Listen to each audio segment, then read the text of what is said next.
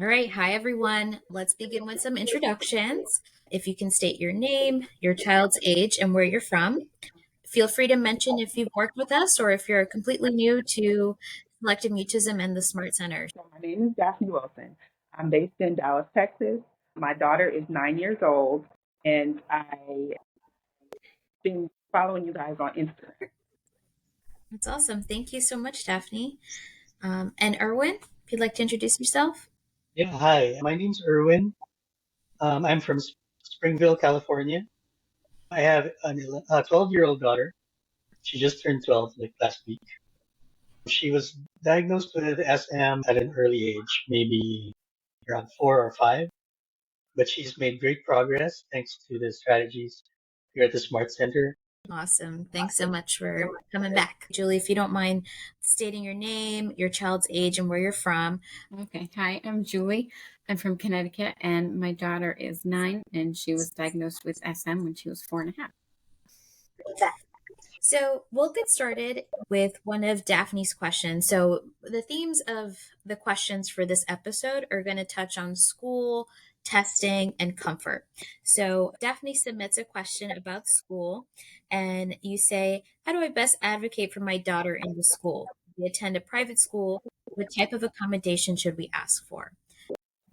From what I understand, your daughter is 9 years old. She's in a private school, and in order to continue, they are saying that they need some sort of an evaluation. Is that what you said? Yes, like if you're in like a special education evaluation to accommodate her for not speaking. Your school, being in a private school, is saying, Daphne, is that your daughter, in order to continue, needs to have a special education evaluation to see if she meets the criteria to get an IEP? Well, they don't do IEPs in the private schools, but Exactly. is what they say. Okay, so they will honor an evaluation. Does it need to be through? So let me just tell you how private schools work, because I pretty much think it's the same throughout the country. Is that when you're in a private school, they by law don't have to provide you with special education. They can say, we don't accept that student that has X, Y, or Z. In a public school, yes, they need to be able to free and appropriate education, and they need to be able to give you either a 504 or an IEP based on certain criteria. When you're in a private school, it doesn't necessarily mean that. You can get special education through the public school services. It doesn't mean they have to implement it into the private school, but you could still go to a public school. Like, I've had kids over the years that the private school would not do a whole lot, but they went for speech, they went through to a social worker, a psychologist, they got the evaluation at the public school. I'm not a fan of that because, as most of you know of my work, it's in the environment that the child is in, is that we need to work and we need to help her build or him build that connection, that comfort, and then interventions and progression of communication. So the first thing that we recommend to all families is that you need a diagnosis. You have to have a diagnosis of it. I recommend getting a diagnosis from a licensed professional that can say your daughter meets the criteria for selective mutism. In your case, maybe it's even social anxiety, since a large percentage have that. And based on the whys of SM, some parents already know that, yes, my child either has a learning issue, maybe they're on the autism spectrum, maybe they have speech and language issues. So you may know that. I'd say far majority of families don't know that when they come to the Smart Center.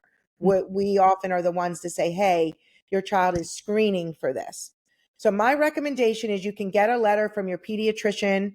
If you see a therapist, get a letter saying your child meets that.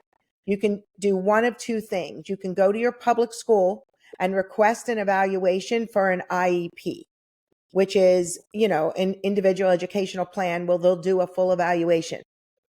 I'm not trying to minimize that, but at the same time, you need to make sure that those individuals are comfortable assessing a mute child if your child is mute, with teachers and peers, and like more of a global mutism, or really doesn't have a means of verbalizing, because we see way too often schools don't know how to assess kids with SM. And what ends up happening is they'll base it on either what the parents say, or they'll say in there, we weren't able to evaluate.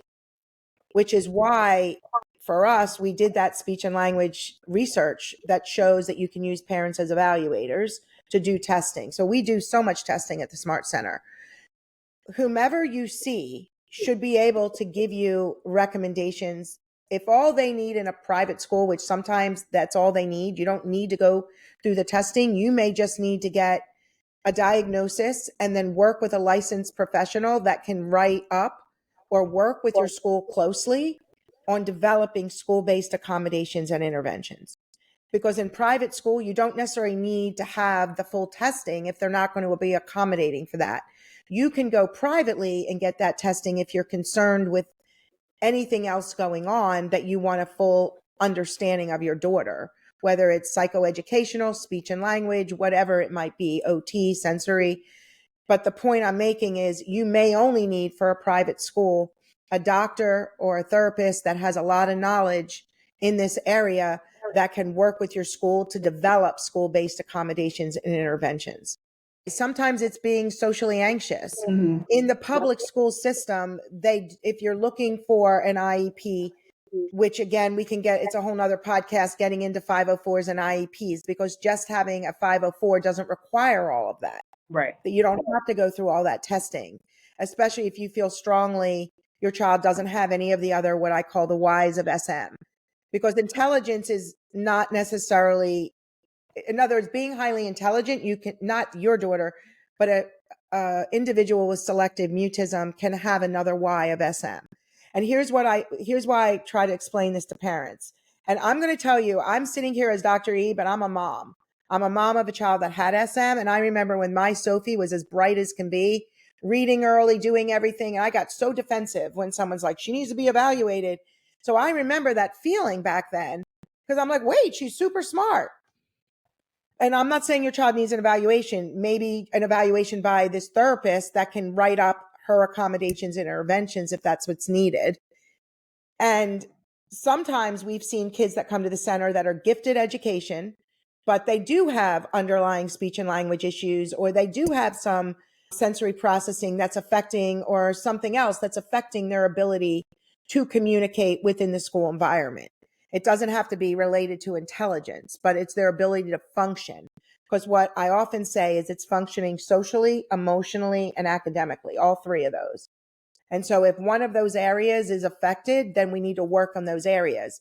Typically, when an individual is functioning well academically, is functioning in school, she's not completely shut down, she's nonverbal, there is no underlying real concern for learning issues and other challenges that are getting in the way for her ability to reach a potential of confident social communicator, as I say, then you can pretty much have what we call a 504. But in a private school, it's their willingness. So what I'm hearing from you is this may not be the right school.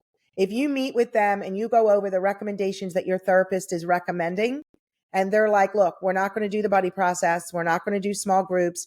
We're not going to ask questions a certain way, or to have a friendship group or a lunch bunch or whatever is needed for that child, and then implement the necessary strategies for your daughter that'll work, then I would consider a different school.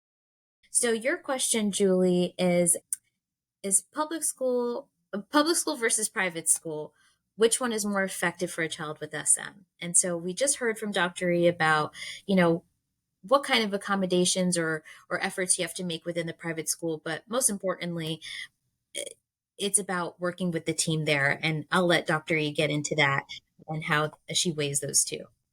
Okay. Yeah, that's a difficult question. And I'll tell you why. Because you can have wonderful public schools that have wonderful resources with staff that's very receptive and willing, and they are very appropriate with their evaluation. They then are able to accommodate. They're willing to work with your treatment professional to help them with school-based accommodations and interventions, and they're able to implement that under either a 504 or an IEP if needed in the public school setting, and it goes smoothly. You can have the same thing in a private school. You can find a warm, nurturing school that, although you don't necessarily have an IEP or a 504, they are able to utilize resources that they have in-house. They can do a lunch bunch. They can do a friendship group if that's recommended. They're willing to meet with your treatment professional to get educated on how to implement strategies for your child, how to accommodate your child, and it goes really well. And that happens. You can also be in a public, and so with a public school, a lot of families say, well, in a public school, I'm able to get an IEP and I'm able to get a 504. And I don't know which episode it is, but I call it a 504 IEP or SHMIEP. It really doesn't matter what the name of the plan is, assuming that child gets the help and support that they need. Do you know what I mean? Yes. So with that said, I can't give one better than another. I will say by nature, public schools have to provide accommodations, interventions. It doesn't mean it's easy. It doesn't mean you're going to have staff that are implementing properly or even willing to do trainings. You may not have that, but you might have that. So I don't think one, Julie, is better than another. It depends on what that school is able to do for your child. But you do know and guarantee that public schools have to provide something when your child meets the criteria for having a disability that is affecting their ability to communicate, which is a major life activity we're all deserving of. So without a doubt, they have to, but it doesn't mean it's an easy road. And there are times they do testing through IEPs, for example, that the school will say the child is ineligible. And you look back on the testing and they didn't know how to assess the child. Or they're like, oh, the child is just choosing and refusing to speak, and we're going to put a behavioral plan together. Meanwhile, I know this just happened to us not too long ago. I had an 8-year-old child I saw for a 2-day intensive. And during that 2-day intensive, I'm like, I think something else is going on learning wise. Like, I'm a little bit concerned. She's avoiding schoolwork. She throws things. She plays with her friends. She can talk to a few kids, but anything academic based is causing this child to shut down and become anxious and only reinforces her anxiety. The school's like, testing was fine. I said to the family, I really feel in my gut, my intuition, that's what I go with after this many years. I really recommend you get private testing because I think they're missing something, because they only put together a behavioral plan that was all about speaking and not speaking. They missed the boat completely with this little girl. Needless to say, so I'm seeing them. They had the testing done, and she had ADHD and she had dyslexia. And so she had some learning issues. And so what happens with a child, especially very aware children, and most of our kids with SM are incredibly sensitive. They're very aware. They're very perceptive. She saw her peers in her class doing their work. It came easier to her, and for her, easier to them than to her. So what happens when a child isn't able to keep up or they can't do it? You avoid or you act out. So you either avoid it, so you look like you're not interested, you don't do it, or you act out. And she was doing both. So the interesting part is that's why I'm saying, and that's why, like, for families that we work with, we feel really strongly to look at those evaluations that are done, because too often schools, unfortunately, don't always know how to test these kids. And so we do tons of independent educational evals because the schools will say, look, we couldn't get it. Or the family's like, no, this isn't right. But sometimes they are right. I'm not saying that they're always wrong. Obviously, many are right. But my point is, even when you say I'm getting an IEP or I'm having a 504 and I'm in a public school, it has to be right for your child. And it's also not a cookie cutter. We also hear very often, oh, we've had 2 students with SM. We know exactly what to do for accommodations and interventions. And I know, Edwin, you relate to this, right? Like, they think they know, right? Schools think they know. And no, every child is different. If I haven't seen 2 identical kids in all the years I've been doing it, chances are those 2 that that school knows are not the same as the child that you see what I mean? Yeah. Something else you touched on too is that there's a big misconception that these kids are defiant or non-compliant, and that's another question that Julie had submitted. So how do we work effectively with the school team, Dr. E? I think it's about educating them and taking it off you. Often when we work with families, they'll come to us where they're already in a battle a bit with their school. It's already frustrating. The school's already defensive. The parents are frustrated, and we come in. Sometimes the school projects their frustrations on us, which happens a lot. But what I tell families is back up, present this literature to them, get an evaluation by an expert that knows what they're doing. someone that really can evaluate your child, go to them with that paperwork and say, look, my child was evaluated by a professional that is very trained and has expertise in this area, and this is what they're seeing. So you take it off of you. Too often schools do see our kids as being defiant, and usually the ones that do just don't understand this. And I would say more times than not, and by far, I'm taking a leap here and saying 90+%, 95, the majority of schools do come around when we back it up and we just explain it. So a real easy way is to show them documentation, meet with them, but also have your school trained by your professional that can really train them so that during that training, they understand that, look, a lot, so-and-so, she's not being controlling. She's not being defiant. This is something that's hard for her, and it's something that can be scary.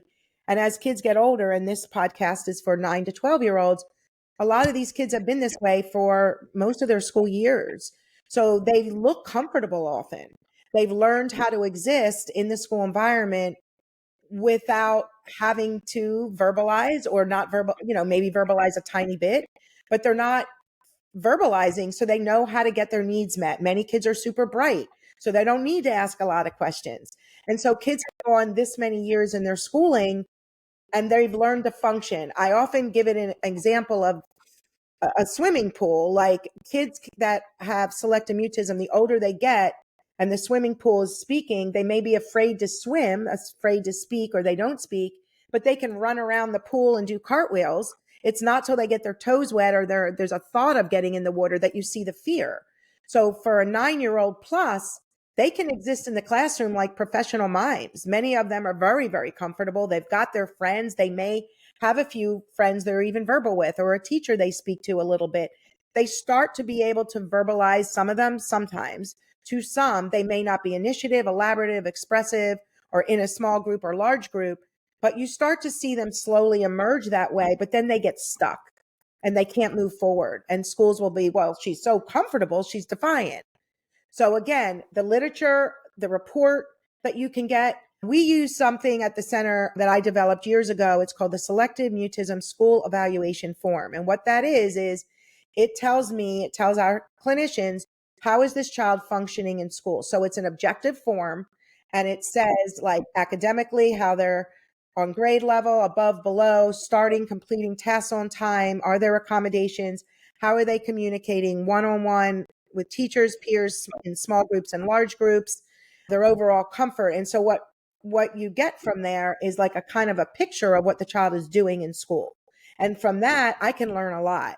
And so throughout treatment, we get that so that we can begin to compare and see, where is the child growing? What accommodations, what interventions do we need to change based on their stages on the bridge and accommodating their whys? So I hope that's helpful. No, that was very helpful. Thank you.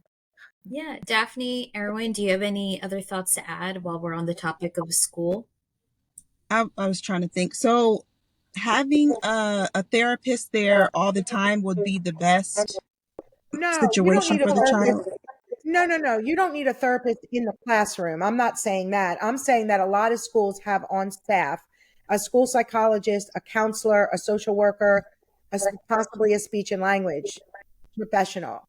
Under a 504 in a public school, often working with a counselor, doing, like if your treatment provider is recommending small groups and what to do in those small groups. Because I often say, everyone can have small groups. Everyone can have the buddy process. It's what you do, how you do it, when you do it, where you do it, and all of that. How do you ask questions? When do you ask questions? Who do you pair them with? That's the meat and potatoes.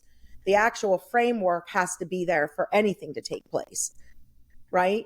But because progress doesn't tend to occur in a large group, a primary recommendation is small groups and buddy process, because that allows the connection. Comfort precedes communication.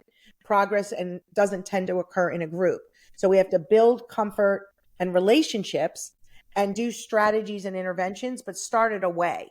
For example, pairing and grouping the child with the same buddies over and over that you're working on, let's say, outside play dates with, doing small groups in the room. And when you bring up the subtherapist, that would be if a teacher has 15, 16, 17 kids, it's very almost impossible for that teacher to do a small group in the room, but having an assistant or a counselor come in and, let's say, do a small group. So it doesn't have to do with their degree as much as their ability to be there to facilitate the strategies. I always say, don't wait, facilitate. So I see the role as a school professional, as a facilitator. I see the role of as a parent, as a facilitator. It's about you facilitating strategies and setting up the world for your child to make progress. Children on their own don't normally just make the progress. They might be invested in their treatment and be, oh, look, mom, we need to go practice our goals. And guess what I did today? That's true. But for every child, it takes parent changes and teacher changes and educating others in their life to be able to help them make that progress by training them. So your therapist, that's the outside therapist that you're seeing, my recommendation for any of you is to have that therapist consult with your school. For all of our clients at the Smart Center, we do an initial training when they begin treatment for 1 hour. After that, it's 30 minutes as needed, which is every 6 to 8 weeks or every couple months, whenever the child is reaching a standstill. If your child is going 10 days, 2 weeks with no progress, they need to be updated. What is not working? Are they not implementing the strategies? I have a nine-year-old client that at the camp, she did amazing, verbal as can be, first day, no problem. In the center, verbal, talks to every one of the staff members. School, she's making no progress. So I said to the dad, they had an initial training back in September and she made some progress, but nothing since. So you're talking, 6 months? We need to meet with the school. Like, what is not happening in the school that this child is staying this way? And needless to say, they're not implementing the buddy process. They're not questioning the right way. This child does great with focusing on other kids first and a little gentle competition. And also she's really, really super smart. So she loves to help others. So as soon as you start finding what their gifts are, what they're good at, giving big, like for that child, it worked. She did great with the write and read approach. So as soon as that they asked her a question and she wrote it, she miraculously began to read it because that gave her comfort to be able to take the time to write and read. So if the school, no matter how much therapy you're in, if you're going every week, every day, if the school is not implementing strategies and interventions and accommodating your child, progress will be very limited. They have to have the education and training to know how to do things. Your child may on their own, if you're doing the buddy process and you're doing get-togethers and you're coming in and doing things, your child will make progress. But since your child is in school for 8 hours a day, they need to know, especially your children are getting to the age where they're going to start switching classes. Now you're going to be talking going from elementary to middle schooler, and then all of a sudden they've got different teachers. And so it's a much more complicated process as kids get older. So they really want to get this underway. And when they do get a little older, the school needs to be educated. And they have to work together to see how in these classes can we do these things. I'd like to share that every summer before school starts, we do a school consult with the Smart Center with the incoming teacher. And that has always been very helpful because we're blessed to have a school that has teachers where they're all, very open-minded about learning more about SM and learning how they can help our child. So it's been very helpful. Like every year we do it before the school year. And that's a good point. And here's what I want to say. Families say, how much? What if my child becomes a confident social communicator? She's verbal, he's verbal with his peers, his teachers, and he's making his needs known. He's functioning socially, emotionally, academically. Do we still need the training? And what I say to families is keep the accommodation intervention plan in place for at least 1 more year. And make sure you go into the school year. Like Erwin, your daughter is verbal. She's doing great.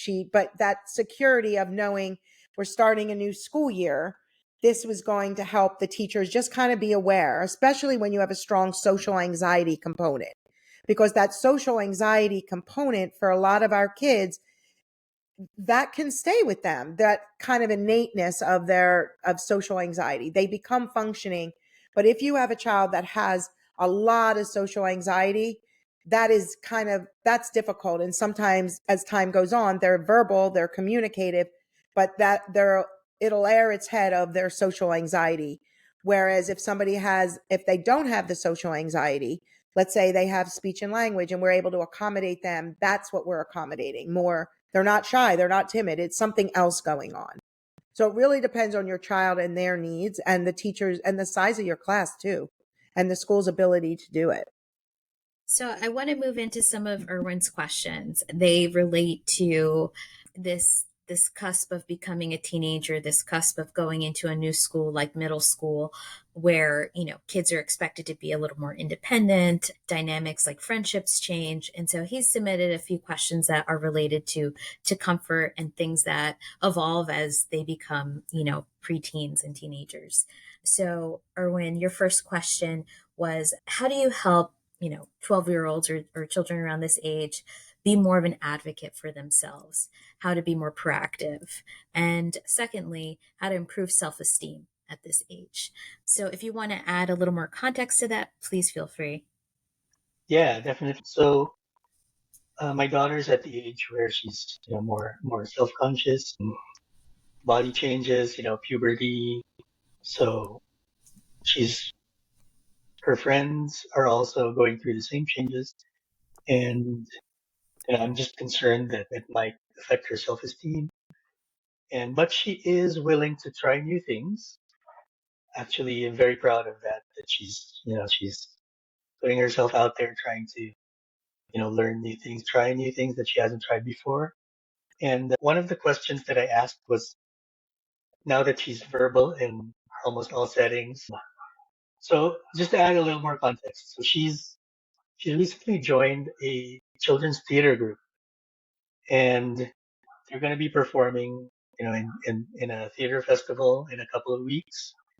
And the judges, most of their comments are, after their performance, are like, you sing really well, you have a beautiful voice, but you just need to increase the volume a little bit. And she's a little self-conscious about that. But, she's made a lot of progress. And the fact that she's willing to do that, and she has fun with that, and she loves doing that, is just such a big deal to us. So there's a few things you mentioning there that were really, could really go off on a lot of tangents. You're absolutely right. They're at an age now where building independence and self-confidence is critical. And there's a lot of things that we can do in the home environment that will help them build that confidence. As parents of children that have struggles in this area, we have learned to help them and accommodate them. And in many ways, we've buffered them. And I've learned over the years that children are very dependent on their parents. I've noticed this, that there's a strong dependence. And so things like decision making, kind of branching out and trying new things is much harder for this population for a variety of reasons. And parents jump in and they save the kids often, and they'll answer for the kids often, and they'll make decisions for them. And I notice this a lot. And I've noticed that sometimes even when I'm doing telehealth, I'll ask a question, and in the office too, and you'll see the child look right to the parents for whatever it is, even though they can communicate, because they're so used to their parents doing, answering, and making decisions for them. That the example I give is, if you have, let's say you have a partner, and every time you guys go out driving on the weekends or wherever you're going on, let's say you're going on a vacation and your partner's driving, your partner you have it in your GPS, your maps or your Waze, and you're the passenger in the car. And you didn't think about making a left or a right or how to get there. All of a sudden you got there. It's somewhat similar with our children. I need to preface this question of building independence because often our kids are just kind of going along and they're not necessarily building their own independence and self-confidence because they're so reliant on either their siblings or their parents. And therefore, they're almost like, even when it comes to questions, they're not even ready for questions because everybody's answered for them. So they stop thinking about it. They're in the passenger seat. They may even be in the back seat with earphones on. They're not thinking about it. And so what does that mean? It means that what we need to do is we need to think about how can we foster independence so that they become the driver of the car. And one way that is really easy to do is, as they're preparing for middle school and eventually high school, provide opportunities for your child to make decisions that are appropriate, with appropriate boundaries, of course. This could be choices that they make during the day, even as simple as going out to a meal. Maybe they choose the location, deciding on things, asking their opinion of things, helping them understand consequences of their choices. Believe it or not, it's hard. And I don't have any like research on this. I only have my clinical research, meaning like I just have seen from just the countless families I've worked with that so many kids, as they get older and into the preteen, teen years, they don't know how to make decisions well. They have difficulty problem solving because everyone's problem solved for them. And often it's because sometimes parents are afraid to, like, it's easier to make that decision, or she doesn't know how to do it, so I did it. And so what I would say to every parent listening to this is, what opportunities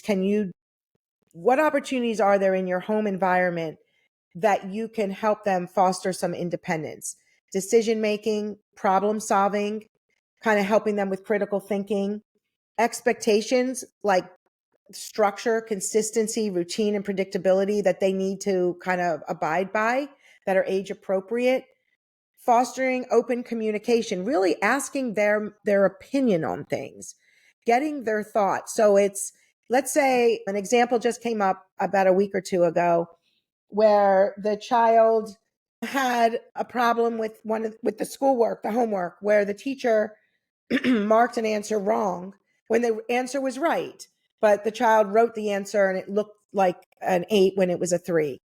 So in session, we talked about it, and the child is like, my mom's going to do it. Mom's going to call the teacher. Mom called the teacher. And that's exactly what happened. But meanwhile, this was, an 11-year-old. This child, as an 11-year-old, could have gone up to the teacher and said, hey, this is the right answer. But the parent was so used to saving the child that the child never even it wasn't even a thought in the family. Can that child go up and verbally communicate, I had this answer right, I think there was an error? Probably not in that case for that child yet. And even the write and read and show approach was too anxiety provoking. But we came up with a way that could have happened. One was an email. The child wasn't even comfortable sending an email. So what the child did is the parent, we had to start in that case where the child was able to send the email if the mom wrote it in the child's, we had to go back as far back as we could so that child became proactive in their own life.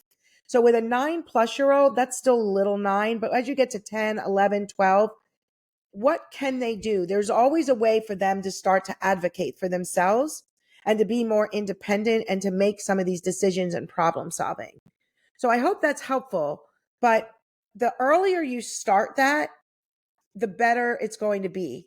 Only because I see this tremendous lag in our population of children in these age ranges that have a lot of difficulty being able to be independent and their self-confidence and self-esteem. And that goes also into building up their skills, whatever that skill may be, to build their self-confidence as well. I will say jobs at home, chores, responsibilities are also ways to foster independence and self-esteem. So these are just some things for you guys to think about. But what's going to happen is that's going to carry over into the school environment if you're doing all of these things now. It will carry over. And schools do this from the time they're in preschool. They have jobs in the classroom. They have things that they have to do. They have to make decisions. Teachers are asking them questions. Why do you want to do that? Where do you want to do that? And often as parents, we're protecting our kids. And I do think it stems from we've had to protect them because it was so scary when they weren't able to talk. And we didn't want them to be embarrassed. We struggled with some embarrassment of, oh, wait, she didn't answer, so let me answer. So there's a lot of stuff going on and floating around. I have a question. So I know we're inching up on the last 10 minutes. I have another question that was submitted from a mom that's not on the chat right now, but it was a great question. It relates to this topic. She also has a 9.5-year-old who's fully verbal. And her question is, what are the pros and cons to getting the diagnosis of SM lifted? Is there a risk that her mutism might return? So, similar to your case, Erwin, you have a fully verbal, tween, due to tons of life changes, like going to a new school, puberty, social pressures, that's a very valid question. So, Dr. E. So let me make sure I understand. You're saying, is there a risk to have it lifted in school, like you no longer have it? Is that what Right. you're saying? Okay. They no longer have SM, they're fully verbal, but is there a risk that it might return and they've lifted So, the diagnosis too soon? so the key to treatment is building effective coping skills. So even when anxiety is present or there is a challenge or changes happen, that the skills are there. And when you have a child, it's teaching parents, right? So much of our work is teaching parents. It's tremendously the biggest part of what we do, honestly. As children get older, they're active participants for sure.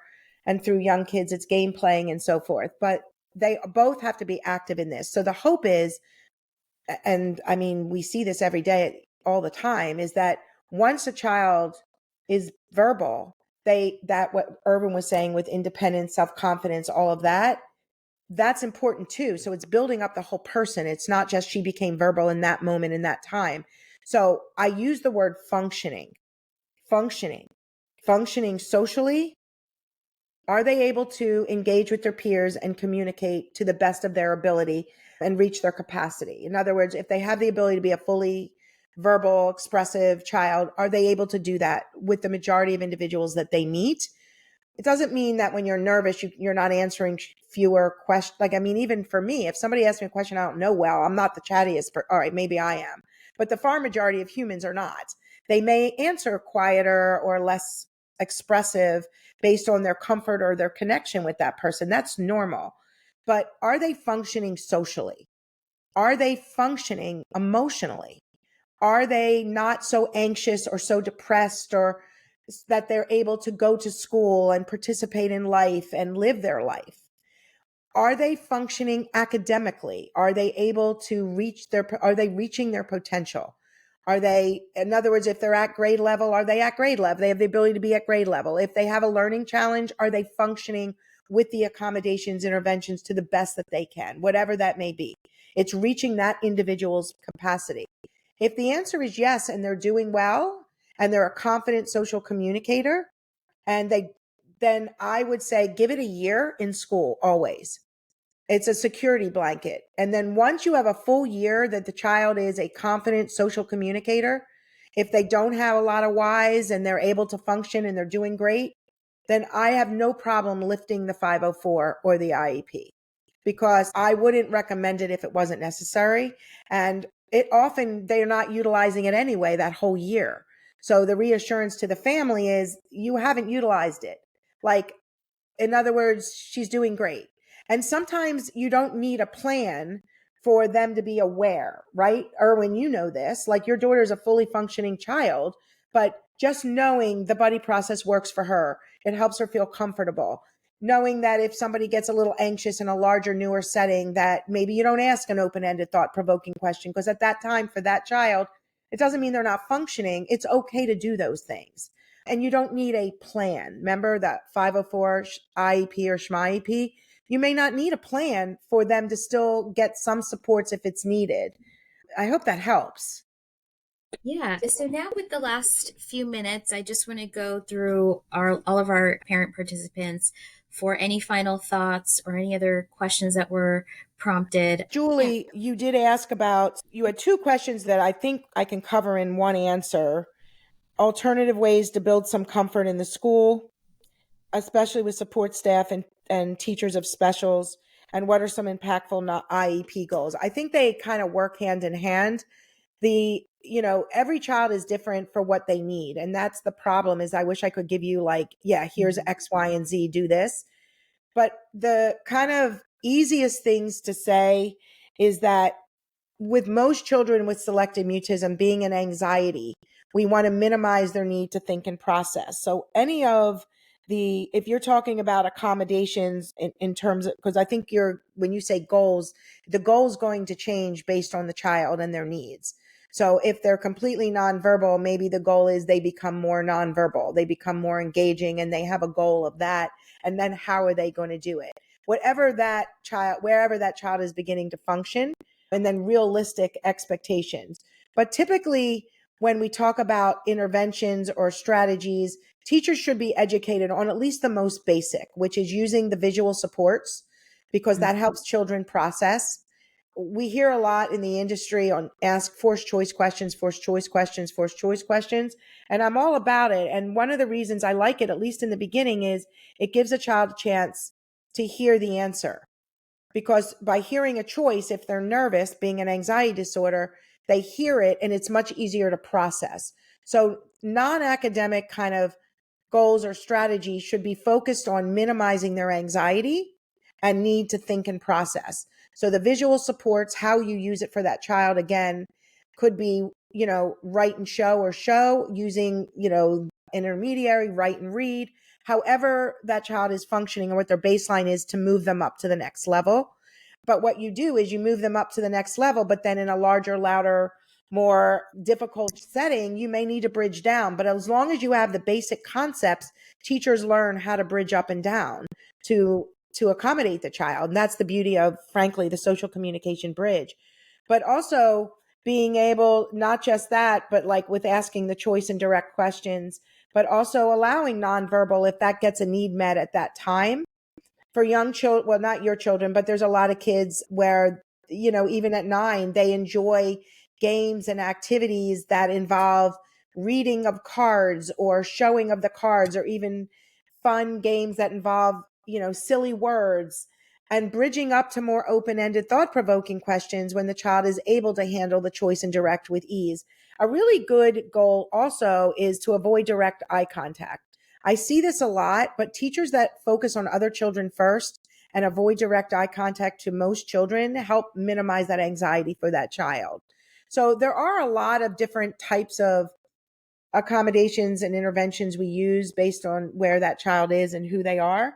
But those are really good kind of generic ones, because I think it works for most. And in addition, ways to build comfort, which, as you said comfort, which for me, I love, because although communication is our goal, without comfort, we're going nowhere. I'm being honest. You can give your order in a restaurant and maybe answer a store clerk without having a connection and comfort with the store clerk, but you're going and practicing in the store, so you're comfortable in the store. But when it comes to peers and teachers and aunts and uncles, that comfort, connection, and know-how is the fuel to communication. So ways that we do it with support staff are friendship groups, lunch bunches, opportunities. I have a class now where they'll do these fun interview questions or assignments, and they'll go around in a group and interview different people to build that connection. For children in class, meeting with teachers before or after school with a buddy is a really good thing too. Participating in projects and activities led by that support staff. For example, 9+ years old, we have kids starting with clubs and activities. So the teachers there in those areas of high interest is a wonderful way to build connection and comfort, because they're in these smaller groups away from the hubbub of a classroom, building that kind of connection and comfort. Those are just simple ways. Julie, do you have any other closing thoughts or questions as we start to wrap up the episode? Last year, my daughter was starting to become verbal with adults, especially her teacher in the classroom. And that was the first time. It wasn't like saying words. It was more making noises like barking like a dog or animal noises. Then this year we started out great, and then some unfortunate things happened in school and we digressed. Is there a way to kind of pick up momentum again where my daughter's just kind of stuck? So I would say a recommendation is to kind of work with your treatment professional, like what's changed, what is not in place to bring that back. So you said like she's 9, right? Yes. So what does she enjoy that brought her out before? Are they doing a buddy process, or do the teachers know how to question her? Do they know how to engage her? Are they doing the pullouts? In other words, in the middle of the classroom, if she's not doing what she needs to do, like verbalize and be an engaging participant and so forth, then are they doing any accommodations and interventions to help her build that social connection and comfort and do those strategies away from the group? No, she's in the classroom the whole time. She doesn't get pulled out for any services. Is there a way to do that? Or is she mute in school right now? She talks to peers, only peers. Right. So a really good strategy for kids that talk to peers is the use of the intermediary. I'm just putting it out there. So for example, do you want red or blue? No answer, red or blue, tell Rebecca. And then we teach teachers to repeat without eye contact. Okay. So she does have like a preferred peer. She does usually answer to, and then the peer answers for her. So, right. So what happens is with the frequency of that and the comfort, especially as they do games and activities of interest, the children get loud enough, especially if they reading gets involved and writing, that they're able to start to just talk directly to the child, to the teacher. There are lots of different goal sheets you can use too, where they increase the distance from their peer. And we train teachers to repeat without eye contact. So the children, and especially a series of questions. So it's not just one question. These are ideal things to do in a lunch bunch, a friendship group, a small group in the back of the room, so that it's frequency. But in addition to the one peer, a really strong recommendation is to try to find other peers that she can connect with. I will say, if children are too dependent on one peer, it can be a letdown and it can be really upsetting, because what happens is it's very normal for kids to have multiple friends. And so if there's a lot of like expectation on one peer, like that child is like, this is my bestie. And then all of a sudden her bestie or his bestie is playing with another child. That can be really heartbreaking. So I always recommend families try to find at least 3+ kids that your children can be friends with, because you never, ever want one child to be that person. And I'm not saying, Julie, that's the case. It just spurred my thoughts to say it, because I see this so often. And this is why I tell schools all the time, you need 3 to 5 buddies, pair, group with, and sit with, and parents don't just focus on one play date or one child. You've got to start getting other kids in. And if it's through clubs and activities, again, kids at this age, clubs and activities could be big and overwhelming and loud and large and lots of people. There's opportunities within the school that you guys can work to do a lunch bunch, a friendship group, a club. I have a 9-year-old doing a chess club right now, and he's the leader of the chess club, and he's a big shot with that chess club, and he's really amazing. And that's how I got him comfortable and verbal with me. He was showing me the chess pieces, and we were kind of playing chess online, and all of a sudden he beat me, and he just that was such a confidence booster. So what are they good at, and what can they do in small groups, and maybe even helping them with others? So I'm bringing this up, Julie, because something happened where it affected her self-confidence and self-esteem. And I'm wondering, she doesn't know how to get out now.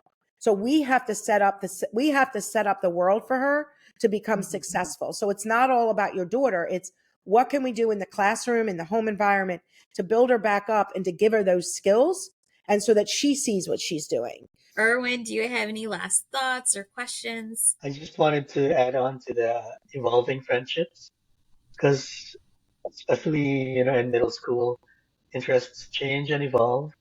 So sometimes kids that my daughter was really good friends with before have different interests now.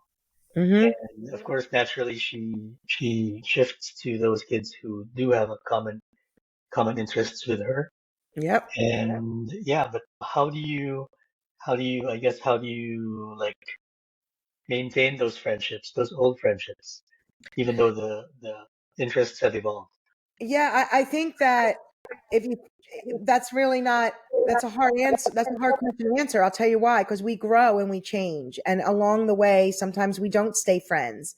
When you're a child and your interests change, and that other child and you just don't have the same interests, it's okay. It doesn't mean you have to force the friendship. Just like as an adult, as you journey through life, you may have 1 or 2 that stick with you through the journey, and then all of a sudden, more come in, and then a couple drop off, because that's life. But you have a few that just hopefully are with you throughout your life.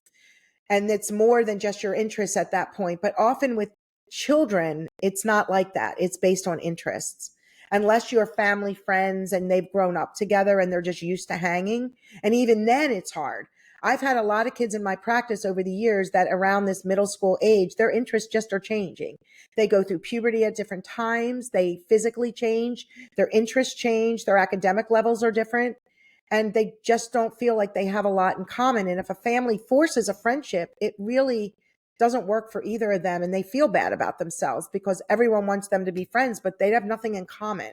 So I would say that, not to write these kids off, but if your daughter is sharing, like, I don't really have anything, like, we don't have a lot in common, Dad, I would listen to her. Remember, one of the things for fostering independence and self-confidence is listening and having open dialogue.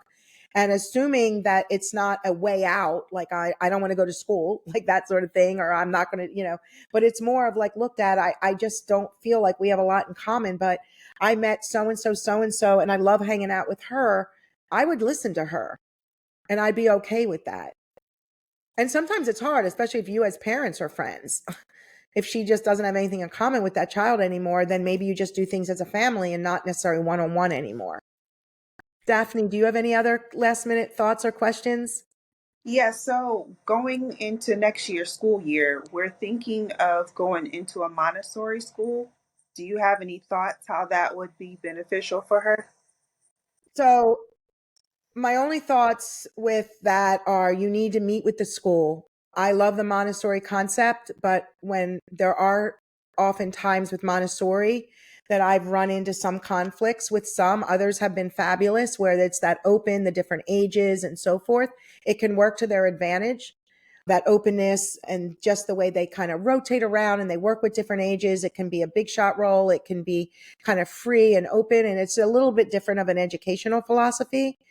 Some kids do great in that environment, but some kids need a lot of structure, routine, consistency, predictability, and a little bit more of, like, with the school-based accommodations intervention. So you're moving into a private school. So I recommend whatever school it is, Montessori, a private school of a different nature, you need to meet with them. And you need to work with your therapist to come up with, what are your child's needs? That my child will thrive on this. My child will thrive with the buddy process. Are you willing to stay consistent? I've had Montessori schools be like, yeah, we're no problem with that. I've had other private schools say, no, we do not do the buddy process. We only have 8 kids in the class and we do not pair and group, and we can't do that. We can't do that. We can't do a lunch bunch. We can't, like, they're like, can't.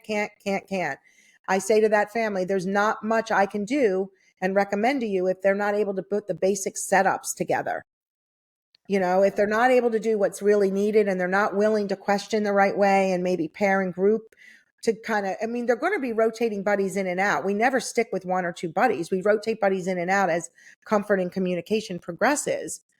But you have to talk with them. If you feel good that they're able to set it all up, then I say, have a great time. I think that's wonderful. But you always have to meet with them. It's like even going to summer camp. You have to talk with the director. Are they willing to do some of the basic accommodations? Are they willing to pair your child? Are they willing to kind of ask questions a basic way? As children are starting to overcome SM, some of those basics have to be in place.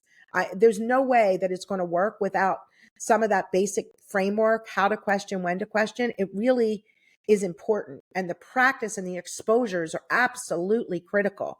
So you can't just go to your therapist and think, all right, we've been in therapy every week now for 2 years. Why isn't she verbal in school? Why isn't she giving her order in a restaurant? Why isn't she playing with friends? If nothing else has been done outside that therapist office, I would be shocked that you'd have minimal progress because of evolution and time, but you won't have as much as you could if you were really working those exposures. So you say that it's an absolute requirement that she has that support in the school system or whichever. I think that, I don't know how functioning your daughter is. I'm not working with her. Right. But if you have a child that's struggling socially, communicatively, and she is, let's say, mute and not able to, and it's affecting her ability to function socially, and it's affecting her self-confidence, then she needs some setup in school, accommodations and interventions so that progress can occur. So if I'm only going to ask open-ended, thought-provoking questions in the middle of a group, that's not going to work for your daughter. Perhaps she might get to that point, and maybe like Erwin's daughter could maybe do that now, but other kids may just be able to point and nod. I don't know where your daughter is. Right. So what I'm saying is, based on where your child is and what her needs are, is where they need to be willing to start her. So you want to start at the base. Yeah. Mainly she communicates via writing or buddy system. Because she's been with these kids for 5 years now and they're all her best friends, she speaks to all of her peers. She only doesn't speak to her teachers. That's the only people she doesn't speak to in the school. And whenever she to verbalize, she used a little bit of sign language and then she'll write if she has a question. So here's something I'm just going to state. Those that know me know I'm very blunt and to the point, but it's meant in a really good, healthy way. If your child has the ability to speak, and she can, and she does, she shouldn't go years not talking to teachers. End of story. Okay. She shouldn't be using sign language as a enable. Sign language is used in a moment for an accommodation, a thumbs up if that's all she can do in that moment, like academically, or she's in a bind. But you don't want to master sign language and because she has the ability to speak. So you should be I would talk to your treatment professional about specific strategies to help her unlearn her mutism with teachers. And some kids that have gone years, 9+ years, like 9 years plus, are what we call speech phobic at this point. They've learned so long not to talk to teachers, they don't know how. So even the use of the verbal intermediary doesn't work and they get stuck. And then, like for me, I've developed something called the ritual sound approach of unlearning conditioned mutism by taking sounds and shaping them into words. And I've done this with adults because they're so stuck, they're so ingrained. And this way of step by step by step and adding these people to their club or their, verbal club, whatever the kids or the adult decides to call it, it helps them unlearn this conditioned mutism. And it's a transitional strategy, just like the verbal intermediary, but it's very specific. And so I'm not saying that's what you need to do. I'm saying like there might be other strategies, and I would absolutely talk to your treatment professional about really focusing on that because she should not go years not talking to a teacher. I'm being honest. Okay. That's not needed. She can do this. Like she'll be able to when she has her roadmap, and the teachers are doing it too. Thank you. I hope that's helpful. No, it's super helpful. And I need to hear that from someone who's I know. I kind of said it the way it was. No, that's perfect. Thank you so much. Well, I believe that's all the time we have today. Thank you so much to each one of our parents who participated, Daphne, Erwin, Julie. All of your questions were super thoughtful, and I hope our listeners took a lot away from it. We appreciate your time today. Thank you so much. Bye, everyone. Bye.